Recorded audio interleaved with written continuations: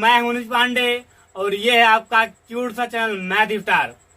तो बच्चों, पिछले वीडियो में हम लोग नेत्र के सभी पार्ट को पहचान लिए थे फिगर के द्वारा। अब उस वीडियो में आपको कहे थे कि अब नेक्स्ट वीडियो में हम प्रत्येक पार्ट की डिफिनीशन की पढ़ाई करेंगे और एक आध डिफिनीशन तो पिछले वीडियो में भी हम बताए हुए हैं। अगर उस वीडियो को आप नहीं देखे हुए हैं तो ये वीडियो आपको नहीं देखना चाहिए, क्योंकि समझ में जरा इसमें आएगा नहीं बिना उस वीडियो को देखे हुए। तो अगर वीडियो को नहीं देखे हैं पिछले वीडियो को तो पहले उस वीडियो को देख कर आइए, ह्यूमन आई के पहले वीडियो को, उसके बाद इसको देखिएगा तब ये समझ में आएगा, नहीं तो ज्यादा इसमें समझ में नहीं आएगा बिना पिछले वीडियो को देखे हुए। ठीक है, चलिए तो स्टार्ट करते हैं। और ये वीडियो बहुत ही इंटरेस्टिंग है। यहाँ पे आपके प्रत्येक पार्ट को एकदम एक्सप्लेन करके समझाया जाएगा आपको, इसलिए वीडियो को अंत तक जरूर देखिएगा। ठीक है, चलिए तो स्टार्ट करते हैं। तो पिछले वीडियो में आपको दृढ़ पटल के बारे में बता दिए थे। किसके बारे में? दृढ़ पटल के बारे में। और इस वीडियो में हम लोग कार्निया शुरुआत करेंगे। ठीक है, चलिए तो कार्निया क्या होता है? तो जो आप आंखों का उभरा हुआ पार्ट सामने देखते हैं ना, या देख रहे हैं हमारी आंखों में देखिए ध्यान से, जो ये पार्ट व्हाइट कलर का और रेड पूरा जो अब आपको उभरा हुआ दिखाई दे रहा है, इसे क्या कहते हैं? कार्निया। अगर हम लोग फिगर बनाएं तो यहाँ पर छोटा मुन्ना फिगर बना लेते हैं। देखिए यहाँ पे फिगर बना लेते हैं ये तो ये जो भाग है ये वाला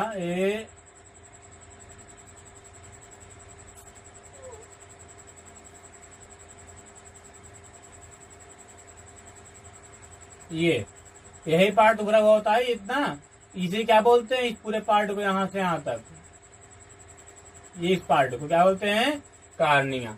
समझ गए? चलिए तो वही लिखा हुआ, दृढ़ पटल के सामने का भाग पारदर्शी तथा उभरा हुआ होता है, जिसे कार्निया कहते हैं। जो उभरा हुआ भाग होता है वो क्या होता है? पारदर्शी होता है, उसे क्या बोलते हैं?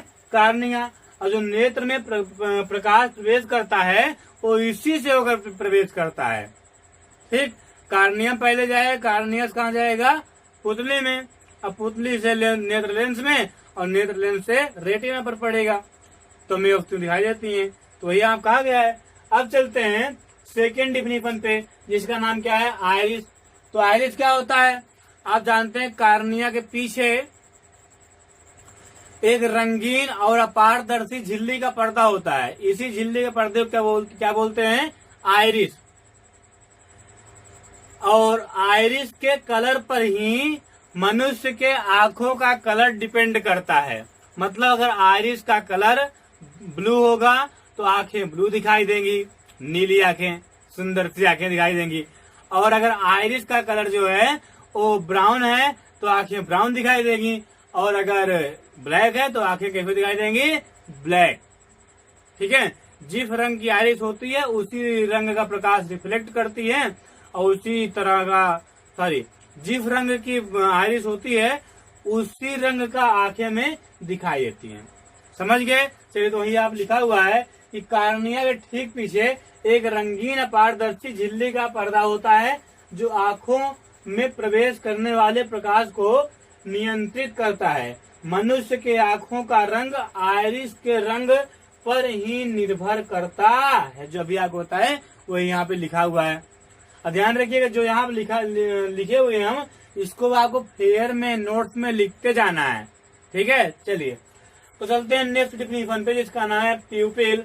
हिंदी क्या होती है? पुतली अथवा नेत्र तारा, दोनों कहते हैं इसको। ठीक है, तो आप जानते हैं कि जो मान लीजिए ये आइरिस है, ऐसे होता है आइरिस, आप फिगर में देखे हो पहले वीडियो में, ऐसे आइरिस होती है। ठीक है, फिर हम दोनों उंगली दिखा रहे हैं आपको ये। ठीक, तो ये बीच में छिद्र दिख रहा है, इस छिद्र को ही क्या बोलते हैं? पुतली। समझ गए? तो यहाँ लिखा हुआ है कि आइरिस के बीच में एक छोटा सा छिद्र होता है, जिसे पुतली अथवा नेत्र तारा कहते हैं। पुतली अथवा नेत्र तारा। आगे क्या लिखा हुआ है? पुतली की यह विशेषता होती है कि यह अधिक प्रकाश में अपने आप छोटी तथा कम प्रकाश में अपने आप बड़ी हो जाती है। ठीक, अब आगे ध्यान दीजिए, जिससे प्रकाश की सीमित मात्रा ही नेत्र में प्रवेश कर पाता है। अब सुनिए थोड़ा, यहाँ पे आप ध्यान दीजिए, तो ये आपका कार्निया हो गया, यहाँ पे यहाँ पे आपका होता है, यहाँ पे आइरिस होता है, ये यहाँ क्या होता है, आइरिस। और आइरिस के बीच छिद्र दिख रहा है आपको, ये क्या है, ये क्या है, ये है पुतली, इसे बोलते हैं पुतली। और पुतली के ठीक पीछे होता है नेत्र लेंस।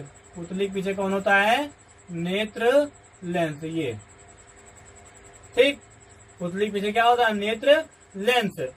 अब ध्यान दीजिए, जब ज्यादा प्रकाश आंख में प्रवेश करने लगता है तो जो ये आइरिस है ना, ये सिकुड़ जाती है, मांसपेशियां इसकी जो होती हैं ये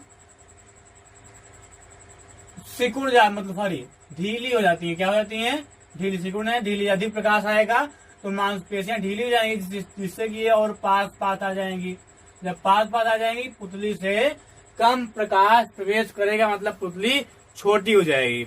और अगर मान लीजिए प्रकाश कम आंखों में प्रवेश कर रहा है, कम प्रकाश आंखों में प्रवेश कर रहा है, तब क्या होगा, जो ये आइरिस है ना, ये आइरिस की जो मांसपेशियां ये सिकुड़ जाती है, मतलब ये अपने आप सिकुड़ जाती है, तो जो छिद्र होता है बड़ा हो जाता है, मतलब पुतली बड़ी हो जाती है, जिससे कि ज्यादा प्रकाश आंखों में प्रवेश करता है और हमें वस्तुएं सही से दिखाई देती हैं, अच्छी तरफ दिखाई देती हैं। ठीक, तो इसीलिए हम कहते हैं कि कम प्रकाश में पुतली अपने आप बड़ी और अधिक प्रकाश में अपने आप छोटी हो जाती है। तो अगर आपसे पूछे कि पुतली को छोटा और बड़ा कौन करता है, पुतली के आकार को कौन घटाता बढ़ाता है, तो आप क्या बताएंगे, आइरिस।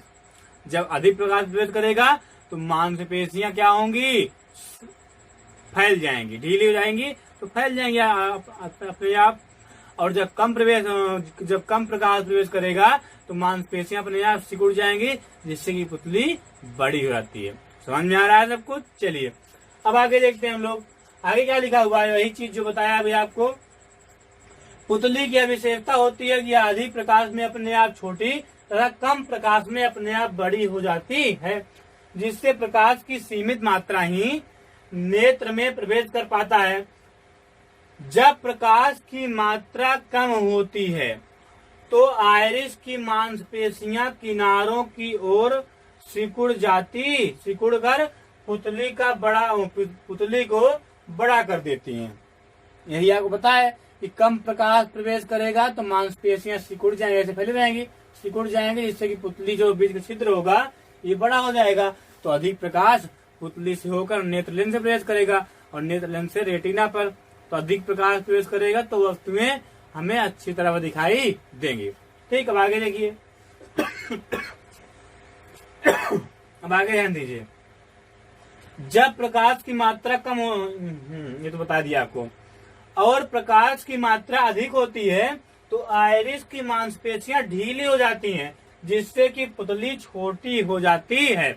और अगर आपको नीचे नहीं दिख रहा है तो ये ऊपर आपका लिखा हुआ है स्क्रीन पे, इसको आप पढ़ लीजिए, यही चीज नीचे लिखा हुआ है। तो इस तरह से 1 2 3 डिफिनेशन को हम यहाँ पे कंप्लीट किए। अब हम क्या करते हैं, इसको मिटा देते हैं और फिर नेक्स्ट डिफिनेशन को लिख लेते हैं और फिर उसको लिखने के बाद आपको समझा देते हैं। डायरेक्टली नहीं लिखेंगे, क्योंकि डायरेक्टली लिखेंगे तो बहुत ज्यादा टाइम लग जाएगा और आपका टाइम वेस्ट होगा, तो इसको नोट्स में लिख लीजिए। ठीक है, पीपीएल तक तो हम लोग समझ लिए, हम लोग चलते हैं आगे। चलिए, तो नेक्स्ट डिफिनेशन है आई लेंस की। तो आई लेंस क्या होता है, सुनिए ध्यान से। पुतली के ठीक पीछे अवलेह पदार्थों से मिलकर बना हुआ एक द्विउत्तल लेंस होता है, जिसे नेत्र लेंस कहते हैं। यहाँ पे द्विउत्तल इसलिए कहा गया है क्योंकि यहाँ पर दो उत्तल पृष्ठों से मिलकर बना होता है। जो लेंस होता है ये यही लेंस है, ये दो उत्तल पृष्ठों से मिलकर बना होता है। और आपको यहाँ फिगर में दिख रहा होगा कि ये जो पृष्ठ है ये वाला, इसकी वक्रता त्रिज्या अधिक है, और ये जो पृष्ठ है ये वाला, इसकी वक्रता त्रिज्या कम है, क्योंकि ये ज्यादा मुड़ा हुआ है। ठीक है, अब आगे ध्यान दीजिए, इसको बताए थे आपको जब इसका इंट्रोडक्शन दे रहे थे पूरा आइकन पिछले वीडियो में, तो आप बताए थे कि जो लेंस होता है ये कांच से नहीं जेली जैसे पदार्थ से मिलकर बना होता है। वही यहाँ पे कहा गया है कि अवलेय पदार्थों से मिलकर बना हुआ होता है। ठीक है, समझ में आ रहा होगा। अब आगे सुनिए, नेत्र लेंस के अगले भाग की वक्रता त्रिज्या बड़ी तथा पिछले भाग की वक्रता त्रिज्या छोटी होती है, जो भी आपको हम बताए हैं। ठीक है, इसका अपवर्तनांक अंदर की ओर बढ़ते जाते हैं, हम बढ़ता जाता है, लिख दीजिए। इसका अपवर्तनांक अंदर की ओर बढ़ता जाता है।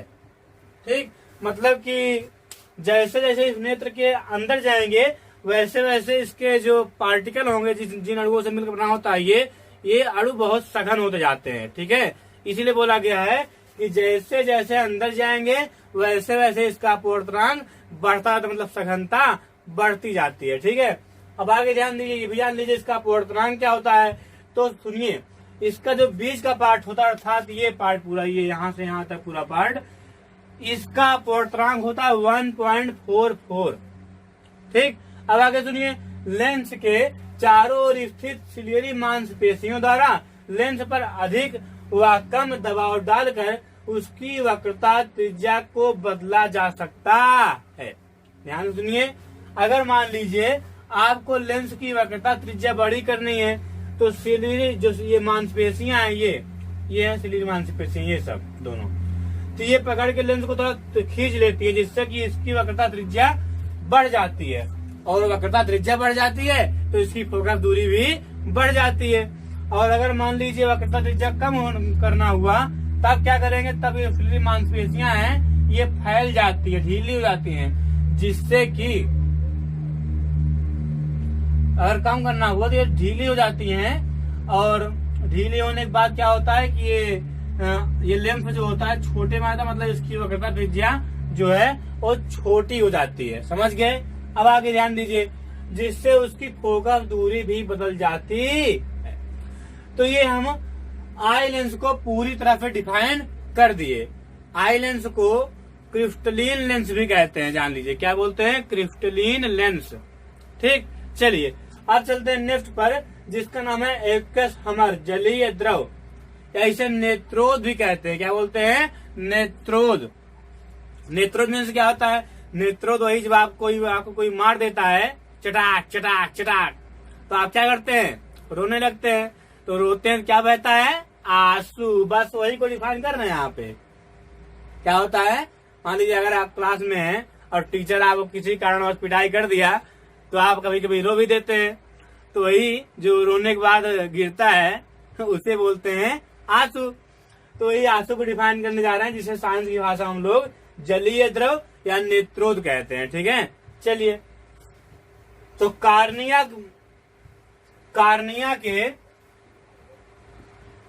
के बीच में एक पानी की तरह पारदर्शी द्रव भरा होता है। थोड़ा यहाँ ध्यान दीजिए, आगे भी वहां लिखा है कार्निया नेत्र लेंस के, हाँ यहाँ लिखा है कार्निया तथा नेत्र लेंस, कार्निया तथा नेत्र लेंस के बीच में एक पानी की तरह पारदर्शी द्रव भरा होता है। यहाँ पे ध्यान दीजिए, ये पूरा पार्ट जो भरा हुआ है ये क्या है, कार्निया है, और ये लेंस है नेत्र लेंस। तो इसके बीच में जो ये पार्ट दिख रहा है आपको, इसमें एक पारदर्शी पानी की तरह द्रव भरा होता है, और इसी द्रव को कहते हैं क्या, जलीय द्रव, अर्थात इसे क्या बोलते हैं हम लोग, आंसू, अश्रु। ठीक, अब आगे ध्यान दीजिए, जो ये जलीय द्रव होता है अर्थात आंसू, इसका अपवर्तनांक होता है 1.336, मतलब इसका अपवर्तनांक लेंस के अपवर्तनांक से कम होता है। ठीक है, अब आगे ध्यान दीजिए, इसका स्वाद नमकीन जैसा होता है। अगर अभी आप रोते हैं तो अगर एक आध बूंद चला गया मुंह में तो कैसा लगता था आप जानते ही हैं, नमकीन की तरह। ठीक है, और आप एक बात ध्यान दीजिए कि जो ये आंसू होता है, जो नेत्रोद होता है, जो ये जलीय द्रव होता है, इसमें 99.9% पानी होता है। ठीक, बाकी 0.1% में प्रोटीन वगैरह होता है। ठीक है, ये बात आप जाने रहिए। ठीक है, आगे ध्यान दीजिए, इसका निर्माण पलकों के पीछे छिपी एक ग्रंथि से होता है, जिसे अफ्रुग्रंथि कहते हैं। पलक तो आप देख रहे हैं हमारी, इसके पीछे ग्रंथि होती है, वहीं से आंसुओं का निर्माण होता है और उस ग्रंथि का नाम क्या है? अफ्र ग्रंथि।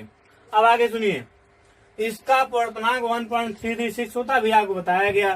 तो बस आपको समझ में इतना ही। अब चलते हैं नेक्स्ट डिफिनीशन पर, तो इसको मिटा देते हैं और चलते हैं नेक्स्ट डिफिनीशन पर। नेक्स्ट टॉपिक हम लोगों का है कच्छाप द्रव विट्रियस हमर। तो आइए देख लेते हैं कि विट्रियस हमर क्या होता है। चलिए, तो नेत्र लेंस तथा दृष्टि पटल के बीच में एक पारदर्शी तथा उच्च अपवर्तनांक का द्रव भरा होता है, जिसे कच्छाप द्रव कहते हैं, विट्रियस हमर कहते हैं। समझिएगा ध्यान से थोड़ा सा। ये नेत्र लेंस है, ठीक है, और ध्यान दीजिए नेत्र लेंस और दृष्टि पटल। दृष्टि पटल किसे बोलते हैं? रेटिना को। ये पूरा पार्ट जो आपको दिख रहा है, ये पूरा पार्ट, ये क्या है? रेटिना। ये क्या है? रेटिना। आगे ध्यान दीजिए, तो नेत्र लेंस और रेटिना के बीच में एक पारदर्शी द्रव भरा होता है, इसे हम डेफ दिखा दे रहे हैं। ये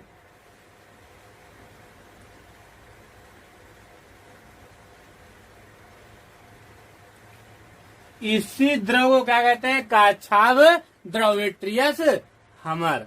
थोड़ा यहाँ पे ध्यान दीजिएगा, इस जो ये लिक्विड है, इसका प्रयोग क्या होता है? जैसे समझिए, अगर ये नेत्र खोखला होता, कुछ में भरा ना होता, तो पिचक सकता था ना, दब सकता था। यहाँ पे हम यहाँ पे जोर पड़ता, दृढ़ पटल पर दब सकता था, मतलब पिचक सकता था। तो वैसे तो दृढ़ पटल है जो कि बहुत मजबूत होता है, जिससे कि दबेगा नहीं उतना, लेकिन फिर भी जो कच्छाप द्रव होता है ना, सपोर्ट करता है आंखों को। ठीक है, चलिए, तो आप समझ गए होंगे कच्छाप द्रव क्या होता है। नेत्र लेंस और दृष्टि पटल के बीच में एक उच्च अपवर्तनांक। उच्च अपवर्तनांक मतलब जिस पदार्थ का अपवर्तनांक जितना अधिक होगा, उसका जो सघनता होगी वह उतनी ही अधिक होगी। ठीक है, तो यहाँ पे उच्च अपवर्तनांक है, इधर भरा, तो उसी द्रव क्या बोलते हैं? कच्छाप द्रव। चलिए, अब चलते हैं नेक्स्ट टॉपिक पर। नेक्स्ट टॉपिक हम लोग है कोरॉइड। क्या है? कोरॉइड। कोरॉइड क्या होता है समझिएगा। पहले आपको बता चुके हैं, ये आपको क्या है? ये क्या है? दृढ़ पटल। तो क्या है? दृढ़ पटल, ये पूरा पार्ट। तो दृढ़ पटल के जस्ट अंदर वाले भाग पर, दृढ़ पटल के अंदर वाले भाग पर, मतलब यहाँ पे ये देखिए, ये दृढ़ पटल के अंदर वाले भाग पर एक पतली झिल्ली की परत होती है। इसी पतली झिल्ली को बोलते हैं क्या बोलते हैं बताइएगा?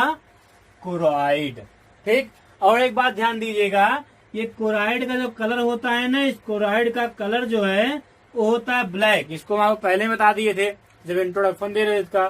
ब्लैक क्यों होता है? क्योंकि आप जानते हैं कि ब्लैक कलर प्रकाश को अशोभित करता है, और जब प्रकाश को अशोभित कर लेगा तो ये रिफ्लेक्शन नहीं करेगा, मतलब काला रंग प्रकाश को अशोभित कर लेगा, जिससे कि आंखों के अंदर रिफ्लेक्शन नहीं होगा। क्योंकि अगर रिफ्लेक्शन होगा तो अलग अलग स्थान पर, रेटिना के अलग अलग स्थान पर अलग अलग किरणें मिलेंगी, तो कई प्रतिबिंब बन जाएंगे, तब तो पहचानना मुश्किल हो जाएगा ना। आदमी रहेगा एक, दिखाई देंगे 5, जादू हो जाएगा। तो इसीलिए यहाँ पर आंखों में दृढ़ पटल के नीचे अंदर वाले भाग पर एक पतली झिल्ली की परत होती है, इसे क्या बोलते हैं? कोरॉइड। इसका कलर क्या होता है? काला। वही आप लिखा हुआ है क्या? दृढ़ पटल के भीतरी पृष्ठ से लगी एक झिल्ली जैसी परत होती है। दृढ़ पटल के भीतरी पृष्ठ से लगी एक झिल्ली जैसी परत होती है, जो काले रंग की होती है, जिसे रक्तक पटल कहते हैं। रक्तक पटल मतलब वही कोरॉइड। ठीक, अब आगे सुनिए, काले रंग की होने के कारण यह प्रकाश को अवशोषित करती है तथा नेत्र के भीतर प्रकाश के परावर्तन को रोकती है। अभी बताया आपको कि जो कोरॉइड होता है ये रिफ्लेक्शन को रोक देता है, जिससे कि बाहर से आने वाली किरणें ही रेटिना पर पड़ती है। जो किरणें बाहर से आएंगी, कार्निया से होते हुए किरण जाएगी, वही रेटिना पर सटासट हिट करेगी। ठीक, और उसी का इमेज बनेगा, तो वही हमें दिखाई देगा। ठीक है, तो इस तरह से कोरॉइड को हम डिफाइन कर दिए। अब चलते हैं रेटिना को डिफाइन करते हैं। तो रेटिना क्या होती है समझिए, ये पार्ट जो आपको दिख रहा है, ये पूरा पार्ट यहाँ लिखने के लिए चला रहे हैं तो मिट रहा है कदा, ऊपर चला रहे हैं ना। चलिए नेक्स्ट यूज करते हैं। ये पार्ट जो आप देख रहे हैं, ये पार्ट, इसे ही बोलते हैं क्या, रेटिना। इसे क्या बोलते हैं, रेटिना। इसे और एक नाम इसका है दृष्टि पटल। रेटिना का दूसरा नाम क्या है, दृष्टि पटल। तो जो ये आपको ये पतली परत दिख रही है, यही पतली परत क्या कहलाती है, रेटिना। एक बात और ध्यान दीजिएगा, रेटिना जो होती है ये कई प्रकाशिक तंत्रिकाओं से मिलकर बना होता है। जैसे प्रकाश इस पर पड़ता है ये तुरंत एक्टिव हो जाती है, और जो प्रकाश पड़ता है रेटिना पर, इसका संदेश प्रकाशिक तंत्रिकाओं के द्वारा रेटिना मस्तिष्क तक पहुंच पाती है। तो मस्तिष्क कहता है हाँ क्या दिख रहा है, तो रेटिना कहता है ये दिख रहा है। ठीक, तो मस्तिष्क उसी की रिगार्डिंग फैसला करता है, निर्णय लेता है। समझ में आ रहा है सबको? चलिए ठीक है। तो रेटिना आप समझ गए, रेटिना अनेक प्रकाशिक तंत्र से मिलकर बना होता है। ठीक, मतलब इसमें कई प्रकाशिक तंत्रिकाएं होती हैं ना, इसे आप लोग नर्व से बोलते हो। ठीक है, चलिए अब आगे ध्यान दीजिए। कोरॉइड के ठीक नीचे तथा नेत्र में सबसे अंदर, कोरॉइड था ये वाला, ये पार्ट यहाँ क्या था, कोरॉइड। ये उसके बाद क्या है, रेटिना। वही बोल रहा था, सबसे अंदर की ओर प्रकाशिक तंत्रिकाओं से मिलकर बनी एक पारदर्शी झिल्ली होती है जिसे रेटिना कहते हैं। यह बहुत सारी प्रकाशिक तंत्रिकाओं की एक फिल्म होती है। फिल्म इसे बोलते हैं, जो कि बहुत ही पतली परत होती है, बहुत बहुत पतली परत।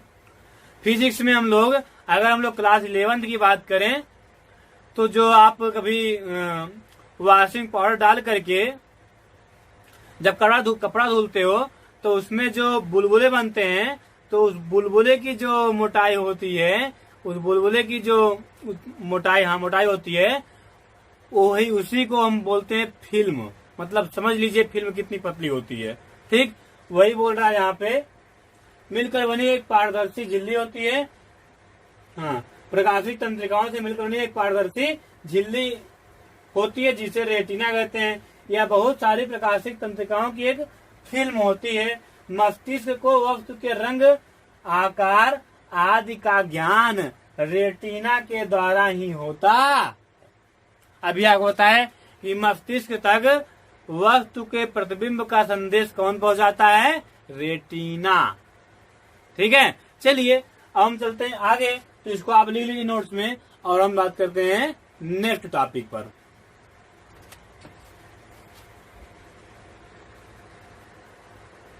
तो आइए हम चलते हैं नेक्स्ट टॉपिक पर, जिसका नाम है येलो स्पॉट।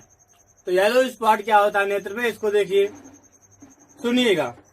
पहले तो आप ये जानिए कि जो रेटिना होता है ना, जो रेटिना है, ये पार्ट जो रेटिना, इसके प्रत्येक भाग पर समान प्रकार से प्रतिबिंब नहीं दिखता है। अगर प्रकाश की किरणें यहाँ पे मिलती हैं, मतलब अगर मान लें यहाँ पे लेंस है ना, ये नेत्र लेंस, इसमें अगर हम लोग एक प्रकार मुख्य अक्ष खींचे तो मुख्य अक्ष ऐसे जाएगा, आप लेंस में पढ़े ही हैं। तो जो लेंस है ये रेटिना को जिस बिंदु पर काटता है, अगर प्रकाश की किरणें यहाँ पर मिलती हैं लेंस से अपवर्तित होने के पश्चात, तब तो वस्तु का एकदम स्पष्ट प्रतिबिंब दिखेगा, बनेगा। लेकिन अगर किसी और स्थान पर प्रकाश की किरणें मिलती हैं यहाँ से लेकर यहाँ तक, तो वस्तु का प्रतिबिंब स्पष्ट रूप से नहीं बनेगा। मतलब ये कि रेटिना के अलग अलग भाग की सुग्राहिता, सेंसिटिविटी, ध्यान रखिएगा यहाँ क्या प्रयोग कर रहा हूं मैं, सेंसिटिविटी। जो रेटिना होता है एक प्रकार से सेंसर होता है, जो कि अपने ऊपर, इसके ऊपर प्रकाश पड़ने पर ये तुरंत एक्टिव हो जाता है, और उसका खबर किसको देता है, दिमाग को, माइंड को। तो वही यहाँ बता रहा हूँ कि रेटिना के अलग अलग भाग की सुग्राहिता अलग अलग होती है। इसलिए अलग अलग स्थानों पर अगर किरणें मिलेंगी तो उसका प्रतिबिंब अलग अलग प्रकार से बनेगा। मतलब स्पष्ट अगर यहाँ पे मिल जाएगा प्रकाश किरण, यहाँ मिलेगी तो उसका बहुत ही स्पष्ट प्रतिबिंब बनेगा, और कहीं पर मिलेंगी तो उसका स्पष्ट प्रतिबिंब नहीं बनेगा। और इसी बिंदु को, इस पॉइंट को क्या बोलते हैं? पीत बिंदु, येलो स्पॉट। इस पॉइंट क्या बोलते हैं? Yellow spot. चलिए तो लिखा इसमें क्या है, इसको देख लीजिए। लेंस का मुख्य अक्ष रेटिना को जिस बिंदु पर काटती है, देखिए ये लेंस का मुख्य अक्ष है, और आप देख रहे हैं ये रेटिना को यहाँ पर इंटरसेक्ट कर रहा है, काट रहा है। तो क्या हुआ? उसे पीत बिंदु कहते हैं, उसे येलो स्पॉट कहते हैं। उसी बिंदु को क्या कहते हैं? Yellow spot. और आगे क्या लिखा हुआ? रेटिना के इस भाग की सुग्राह्यता सबसे अधिक होती है, अभी आपको बता रहे हैं, तथा इस भाग पर प्रतिबिंब सबसे स्पष्ट दिखाई देता है। आप ऐसे बना सकते हैं कि रेटिना के जिस भाग पर प्रतिबिंब बहुत ही स्पष्ट बनता है उस बिंदु को पीत बिंदु कहते हैं। और ये क्वेश्चन, ये हेडिंग बोर्ड एग्जाम में बहुत पूछी आती है, ये येलो स्पॉट और ब्लाइंड स्पॉट, इसलिए इन दोनों को ध्यान से पढ़िएगा। चलिए अब चलते हैं नेक्स्ट डे हेडिंग पर। नेक्स्ट हेडिंग हम लोग क्या है? Blind spot. तो यहाँ पे ध्यान दीजिए, येलो स्पॉट में क्या था कि जिस बिंदु पर वस्तु के प्रतिबिंब बहुत ही स्पष्ट रूप से बनता है उसे क्या कहते हैं? Yellow spot. और जिस बिंदु पर, रेटिना के जिस बिंदु पर वस्तु का प्रतिबिंब नहीं बनता है उसे क्या कहते हैं? Blind spot. मतलब ये कि अगर आप यहाँ पे फिगर में ध्यान दें तो ये जहां से प्रकाशिक तंत्रिकाएं मस्तिष्क को गई है ना, यही जो बिंदु होता है, ये यहाँ से यहाँ तक, यहाँ से यहाँ तक, ये पूरा पार्ट जो है, यहाँ पे अगर किरणें मिलती हैं, प्रकाश की किरणें, तो वस्तु का प्रतिबिंब स्पष्ट रूप से नहीं बनेगा। और इसी बिंदु को क्या कहते हैं? ब्लाइंड स्पॉट, अंध बिंदु। यहाँ की सुग्राह्यता जो होती है शून्य। मतलब यहाँ पे प्रकाश जो है वो सेंसिटिव नहीं कर पाता, मतलब अपने इसकी समझ लीजिए सुग्राह्यता शून्य होती है, यहाँ पे प्रतिबिंब बनेगा ही नहीं। ठीक है, चलिए अब आगे ध्यान दीजिए।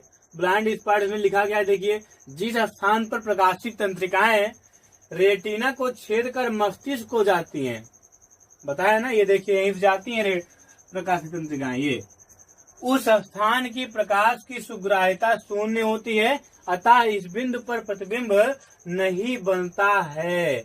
इस बिंदु को अंध बिंदु कहते, बताया ना भी कि इस बिंदु पर प्रतिबिंब नहीं बनता, इसी बिंदु कहते हैं अंध बिंदु।